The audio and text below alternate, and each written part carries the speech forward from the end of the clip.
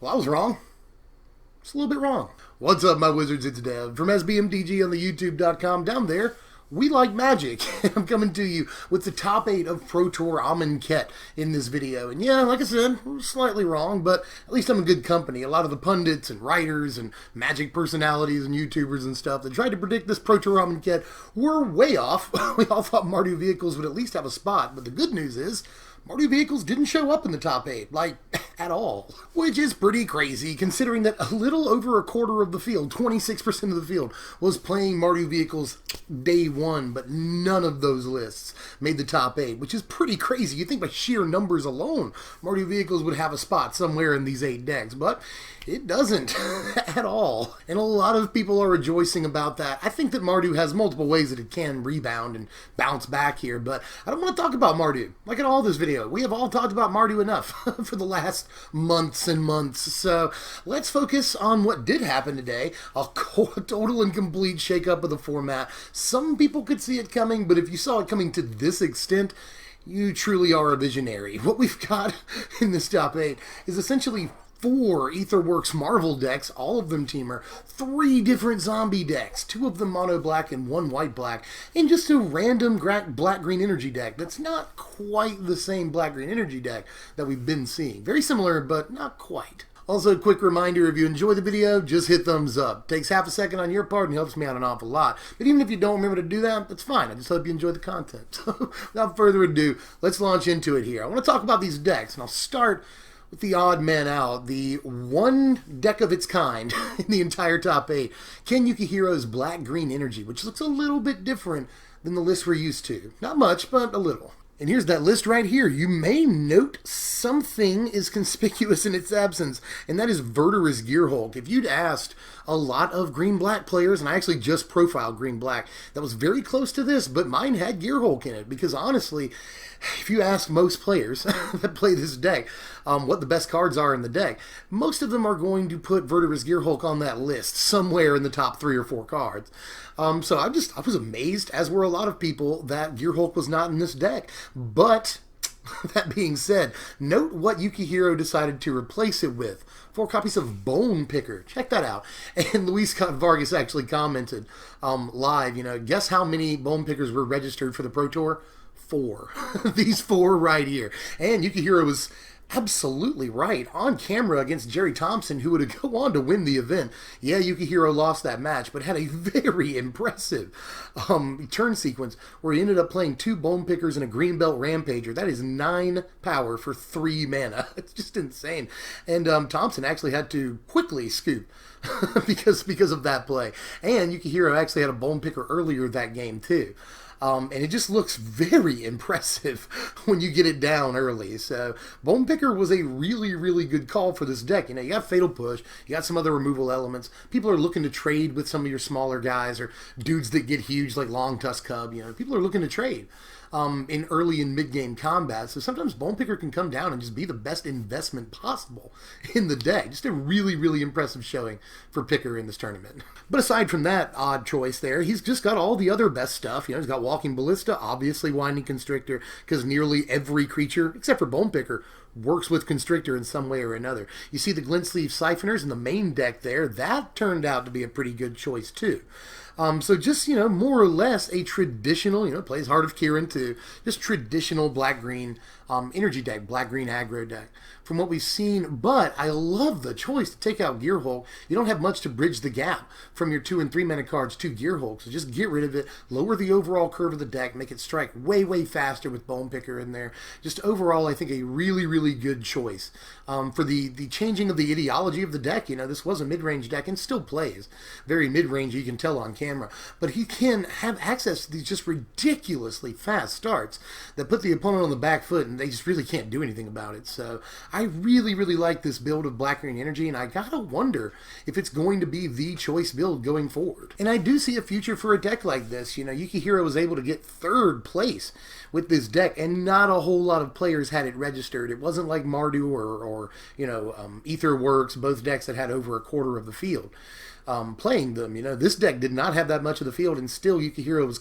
able to claw his way to 3rd place, which is incredibly impressive. impressive. So I really, really like the direction this build went in, just lower the curve an awful lot, strike way, way faster. I like that idea an awful lot. So really looking forward to what this deck does going on from here. But one of the big stories of the weekend was Aetherworks Marvel, specifically the Temur version. I had seen a Bant version doing pretty well in league results, and actually I think took first place at a real tournament just recently. So I thought that Bant could actually make a showing at this tournament, but most people were on Temur, and you ended up with 4 Temur Aetherworks decks in the top 8 here, and one of them took second place, and that's the one I'm going to focus on here. This is Yuya Watanabe's build, and there were actually a couple of different builds in the top 8. You had a deck, the Watanabe deck, and then you had Efro, Eric Froelich, a guy I actually respect a lot, and is sort of a brother of mine. I don't know him personally, but he's a chunky dude that has to brew a deck every day or he loses his mind. So I have a lot in common with Efro, and I respect him as a Magic player. So I'm glad that his build and obviously Yuya's build were able to do so well in this tournament. But you had another build that was more mid-range focused. It looked an awful lot like a Temur value deck. Sort of like 4-color Saheeli without the Saheeli in the Felidar Guardian. Just an interesting looking deck and can obviously get on board in a lot of different ways and attack from a bunch of different angles. But this deck right here focused on spells a lot more in the main deck and plays Torrential Gearhulk. To really show how dedicated it is to spells, It still plays Virtuoso and Rogue Refiner, you see that. Even cuts down 1 copy of Ulamog so that it can get its control plan down a little bit more, It's got Censor in there, Dissenter's Deliverance against Mardu, and even in the mirror sometimes, if they drop a marble without the energy to spin it that turn. Glimmer of Genius is in there. That's not something you see in all of these decks, but, it really just went with a lot of its cards, produce energy. It's not too worried about a mid-range plan, although it can pull that off. It's not too worried about it. It's just looking to control the game, get card advantage. It's got a couple of counter spells in it. It's got some removal in it. It's just looking to sort of mind the board state until it can spin an Aetherworks into a really good card. In this deck, that really good card is universally Ulamog. You're always looking for Ulamog in this version of the deck, but it is worth noting that a lot of the decks played at least 3 copies of Chandra, Torch of Defiance, and there was a competitor, Martin Muller, I think, whose deck contained Chandra Flamecaller, and a lot of people are stoked on wanting to try that again. Flamecaller actually had a really good showing over the weekend in these Marvel decks, and ended up there. One of the Temur Aetherworks decks in the top 8 contains, I think it's 4 whole copies of Flamecaller. She just did really, really well over the weekend, and even though she wasn't in this deck or Efro's deck, I do want to point out that I think Chandra is the truth, and you can spin into it from an Aetherworks Marvel. If you don't hit Ulamog, that's fine. You spin into your Chandra Flamecaller, and then you can just blow all the zombies off the battlefield, which is a pretty good play. Now, this is the more turtley build, but it is also, again, the one that minds the board a little bit more. It just doesn't just goldfish with the opponent.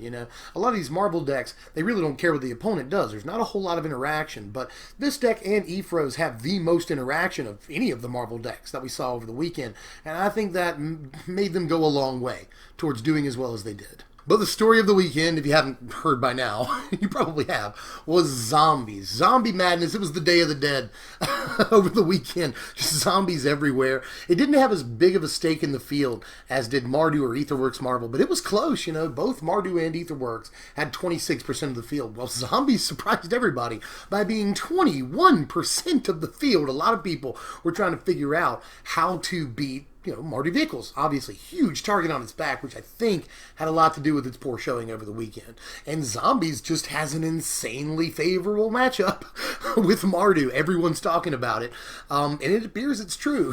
So it just did really, really well at this tournament. Tore apart a lot of the Mardu vehicles decks that they ended up facing down. And it even has decent game against Aetherworks Marvel, and we saw that in the final round. And we've seen that actually in a couple of matchups over this weekend. But in the final round, it's just more of the same as far as the story of these two decks. Zombies just goes really wide, really fast, and it can beat an Ulamog. We saw Jerry Thompson do it on camera. So the deck can even beat a resolved Ulamog fairly easily, it appears, because it goes so wide and its creatures get so big kind of quick. Not only that, it's an extremely resilient deck, obviously, that just has a bunch of, like, weird little, like, synergies that don't look like much at first, but they turn out to, like, snowball into this crazy stuff, you know. But before I look at the deck that won the day, I actually want to take a look at the only zombies deck to make the top 8 that's not mono black. There were 3 overall, and mono black zombies was the most popular build of zombies at the tournament. But I do want to stop off before we look at Jerry Thompson's build that won the whole tournament, and look at Chris Fennell's build of black-white zombies. This is interesting. Here's the deck list right here. Obviously, we got white in there for Wayward Servant. That's the #1 thing that the deck wants to play, but it also gets Anguished Unmaking, which is extremely versatile. Just really like that it's able to play that card. And it also gets Binding Mummy, which surprised me a little bit, but with the number of zombies that you'll have coming into play almost every turn in the mid-game, especially with the Diagraph Colossus out, then you can just start tapping down like 2 or 3 guys a turn, sometimes 4 if you play 2 zombies and get 2 tokens from Diagraph. So just like that can get you through against other aggro decks really easily. Binding Mummy looks kind of weird, but is actually a pretty excellent card in this deck. And obviously Wayward Servant gives you a little bit of reach, you know, gives you some drain. That's cool. It powers Anguished Unmaking in a way too, because you'll gain life off of Servant. So, you know, this deck plays the whole 4 of Liliana's Mastery, which is really, really surprising. I was a little surprised that the builds that played to the 2 of Mastery did so well. I just did not have that much faith in this enchantment, to be honest. A 5-mana enchantment that sure puts 6 power on the battlefield. That's nice. Also powers up all of your other zombies. That turned out to be really game breaking. But you know, at the beginning of this, I just didn't have much faith in this enchantment. But I have been proven totally wrong on this one. Card is really good. But 2 players top 8'd with mono black zombies. One Christian Calcano, good dude, from all I can tell, and Jerry Thompson, who really, really deserves this. Congratulations, Jerry. Here's your list right here. Well, this is it right here, and it kind of looks like a budget deck. It probably won't be by the time tomorrow comes. A couple of these cards will spike, obviously. And, you know, Relentless Dev was already kind of expensive, but I've seen Diagraph Colossus spike a little bit. Obviously, Crypt Breaker is spiked, but you can probably still get this deck for relatively cheap. It's really focused, you know, it's mono-colored. So this is probably the cheapest deck of the day, and obviously the most effective, because it won the entire tournament, and like 1 out of 5 players was playing the stinking thing. Really impressive deck here that is kind of, on paper, a dumb deck. I'm not the only one saying that, you know. It's just, you know, curve out every turn, play a 1-drop, 2-drop, 3-drop. Hopefully Lord of the Accursed or Diagraph Colossus comes down on turn 3 and you just start making your dudes huge or getting a bunch of guys off a Diagraph, you know. There's a lot of cool, like, little synergies in the deck. Like, you go Crypt Breaker turn 1, discard Dread Wanderer and get a token turn 2. And now, Dread Wanderer is in your graveyard. You can bring it back later if you want to. You got Crypt Breaker out to help you discard cards to get that Dread Wanderer back into play. And if you play Diagraph Colossus on turn 3, hey, there's a Dread Wanderer in the graveyard. You got a 3/3 Diagraph. It's just, the deck is built on little synergies like that. And then, like, turn 4, you'll play Lord of the Accursed. You'll get another zombie token off of Diagraph. And then you can just pay 1 mana for a Dark Salvation to totally blow something away and get through for a bunch of damage. And speaking, by the way, of Dark Salvation, this card is amazing, and I know I've already talked about this card at length, but I have to bring it up again because I have talked a lot about how good this card is. Wedge has talked really good, a lot about how good this card is on his channel, and both of our videos have comment sections that have people in them that are like, oh, Dark Salvation's terrible, remove that, get that out of the deck. No, this Dark Salvation was one of the all-stars in the deck. You know, sometimes it can leave you behind a zombie or 2. Maybe you've got a Lord out, maybe you've got a Liliana's Mastery out, suddenly you've got a 3/3 or 4/4. Zombie or 2 off of a Dark Salvation, and you just killed the biggest guy on their side of the board. Dark Salvation can even occasionally take down Ulamog if it has to. That's how wide this deck has the potential of going. If any of its threats are left unchecked, it can go crazy. Crypt Breaker can end up drawing you a bunch of cards, and people don't remove it until it's too late. Same thing with Diagraph. Diagraph will leave behind like 3 zombies worth of value before anyone does anything about it.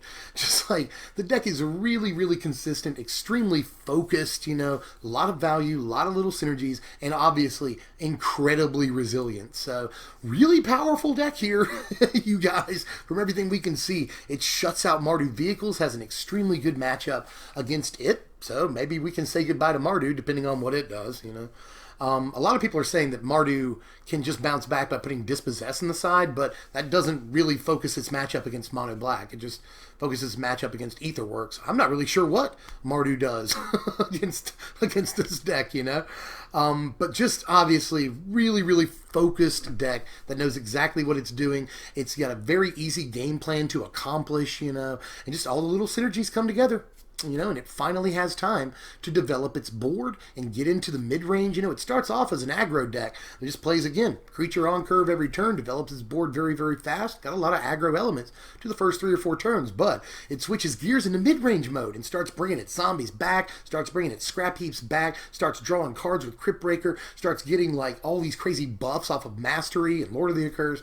Just the deck has a couple of different modes and is extremely resilient, has a ton of longevity, can go into the later turns very easily and end up winning, creates these board stalls that it can then get out of like super easily too. Very slippery deck, you know. So just deck has a lot of things going for it, and I really like the direction it's been taken in this tournament. So that was Pro Tour Amonkhet right there, and yeah, the format is way different than it was just a few weeks ago, and that is incredibly refreshing. No cat combo, that stupid thing is banned. Mardu Vehicles has taken a huge hit, which is nice to see. You know, it was a huge portion of the meta all through preseason. Now, I feel like that deck is going to not fall by the wayside. Again, has plenty of ways it can adjust, but it's just going to be another player. It's going to be a fish in a pond, you know, instead of the biggest fish in the smallest pond. It's just going to be another fish, and I like that about it, you know. Same thing with zombies. I don't think that this is the dominant deck right now, even though it just won the Pro Tour.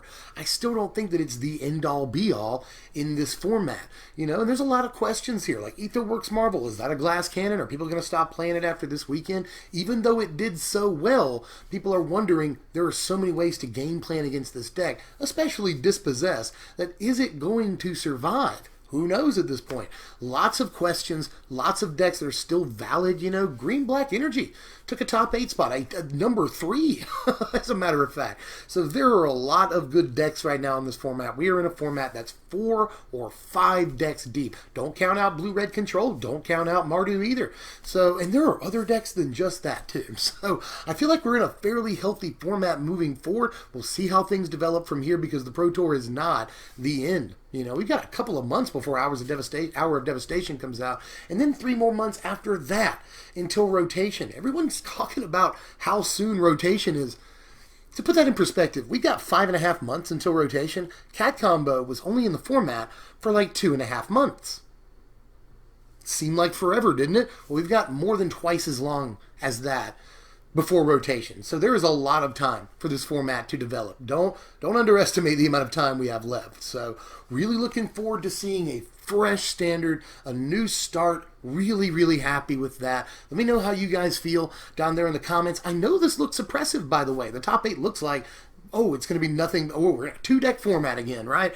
Actually, I don't think that's the case. I think there's going to be a lot of going back to the drawing board. How do we beat Temur Aetherworks? How do we beat zombies? And other decks will rise up. I really feel like there's a lot of potential for that to happen. So can't wait to see what happens from here. You guys let me know your thoughts down there in the comments. There is an awful lot to talk about with this Pro Tour. So really looking forward to seeing how you guys feel about it and how you guys feel about where we go from here. So like the video if you like the video. Check out patreon.com/sbmtg, patreon.com/sbmtg, and you can also check me out on Twitter at sbmtgdev. I am Dev from sbmtg. That's why all my names have something to do with the combination of those words. I'll see you guys next time. Thanks for watching, my wizards.